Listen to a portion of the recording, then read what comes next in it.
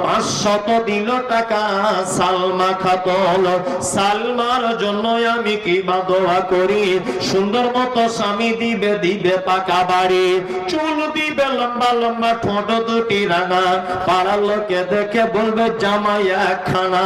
শাশুড়ি যেন বলে সালমা আমার ভালো, পরের বেটি বৌমা হয়ে ঘর কেউরেছে আলো।